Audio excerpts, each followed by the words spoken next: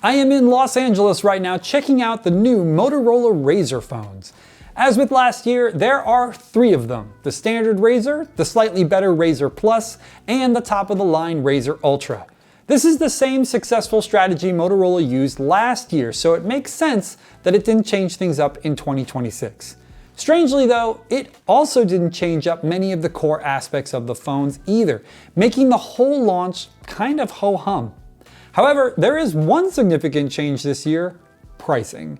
These phones are all more expensive than the 2025 models, so Motorola is basically asking you to spend more to get the same things as last year. So let me give you a rundown of what's happening with these phones, starting at the top with the Razr Ultra. At first glance, there's not much to discuss here. The phone looks very similar to last year's Razr Ultra. It has the same 4-inch display on the outside with 2 holes cut out for the cameras, which I'll get to in a bit. Inside, there's the same 7-inch foldable OLED. It might seem like nothing's changed here, but there are some subtle differences. First, the cover display is covered with stronger, better glass. The first Motorola Razr Ultra had Gorilla Glass ceramic on the outer display, but the 2026 Razr Ultra is one of the first phones to get the new Corning Gorilla Glass Ceramic 3. So, if you habitually drop your phone, you'll be able to rest a little bit easier that your cover display glass might not shatter as easily. The internal display is also slightly upgraded with a peak brightness of 5000 nits, which is a bit more than the 4500 nits of the previous model. The display is also a bit more pixel dense, which is good, but there haven't been any improvements to the crease or the general build of the inner screen, so you probably won't notice much of a difference here. The color options are new though, which is nice to see. This is Pantone Orient Blue with an Alcantara finish and Pantone Cocoa with a natural wood veneer finish, both of which look very cool and feel great. I wish other phone manufacturers would look to Motorola for inspiration when it comes to colors and textures, as every other phone looks really boring compared to these. So that's the outside of the Motorola Razr Ultra for 2026, but what's changed about the inside? Well, that's where things get really disappointing. First and foremost, the processor has not changed. The 2026 Razr Ultra has the same processor that we saw in the 2025 Razr Ultra, which is the Snapdragon 8 Elite. One would have expected the newest model to have the Snapdragon 8 Elite Gen 5, considering that's the current flagship Qualcomm processor, and this is the flagship Motorola phone. But nope, no processor upgrade at all. If you're wondering why this happened, let me point you up here to a video I made for my solo channel where I talk about the Pixel 10a, which also had the same processor as the previous model. I think this is just a symptom of a greater problem in which phone components are getting so expensive that manufacturers literally have no choice but to keep upgrades to an absolute minimum. I talk a lot about this issue in that video, so give it a look sometime. Outside of the processor, it's more of the same story for the Moto Razr Ultra. The RAM is the same at 16 gigs, which, to be fair, is a terrific amount of RAM for 2026. Wired charging speeds are the same at 68 watts, and I'm gonna say it again, that's a terrific top charging speed. The storage situation is a bit weird. The 2025 Razr Ultra started with 512 gigabytes and also had a 1 terabyte option. The 2026 model drops the 1 terabyte option, so you can only go to 512 gigs this time around. Don't get me wrong, 512 gigs is a great amount of storage. The lack of the 1 terabyte option though is disappointing. The only truly notable upgrade inside the Razr Ultra this year is the battery. It jumps to a 5000 milliamp hour silicon carbon cell, making it the largest battery in a foldable flip phone available in North America. This also makes it one of the very few phones available in North America with a silicon carbon cell, and the first phone from a US carrier supported brand to have one. That's all well and good, but how will battery life actually be?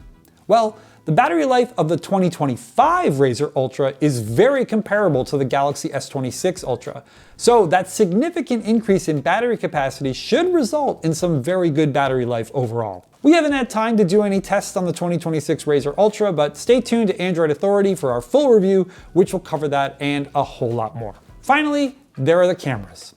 Spec for spec, the cameras in the 2026 model are the same as what we saw in the 2025 model, except for one thing: the sensor underneath the main lens. This is a newer low-fix sensor, which stands for Lateral Overflow Integration Capacitor.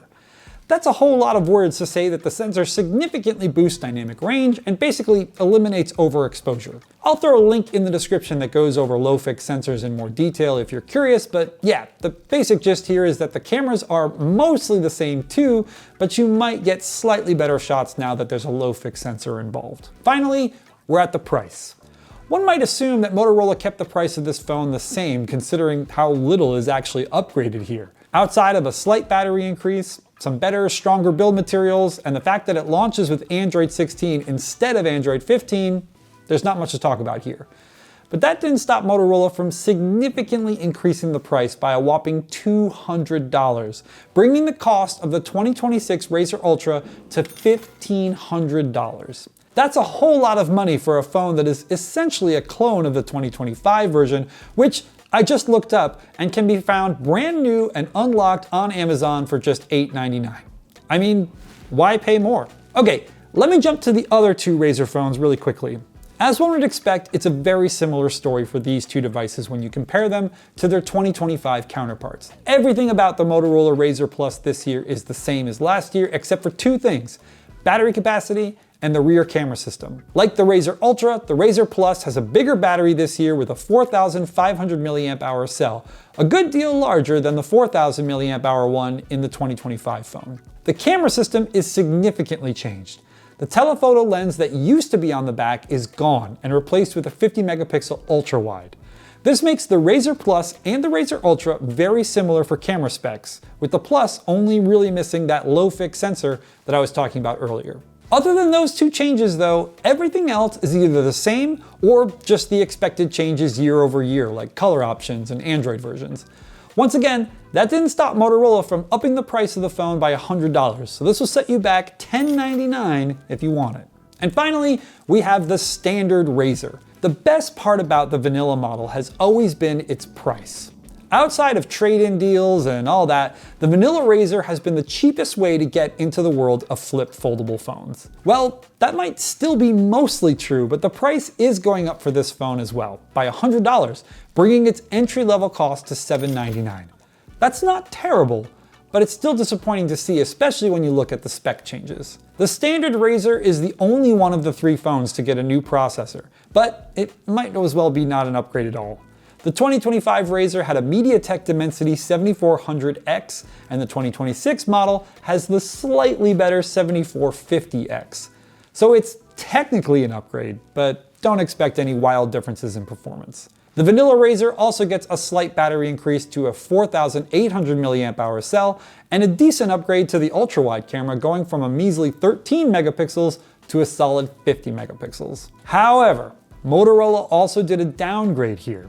If you'll remember, the 2025 Razr started with 256 gigabytes of storage for $699.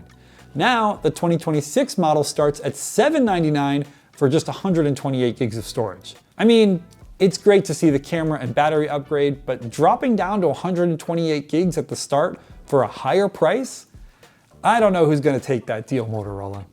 So yeah, no matter how you slice it, any of the three 2026 Razr flip phones will cost you more money, and you probably aren't going to get too many upgrades to justify it. With the 2025 models going for literally hundreds of dollars less, I can't in good conscience recommend anyone pre-order these new models. Of course, I want to give Motorola the benefit of the doubt and wait until we're able to do full reviews on the phones before saying anything definitive, but based on my limited time with them so far, there's just no apparent reason to spend the extra money. Find a great deal on last year's Moto phones, and I'm sure you'll be very happy. Anyway, that's it for this round. Jump down in the comments and let me know your thoughts. See you all later.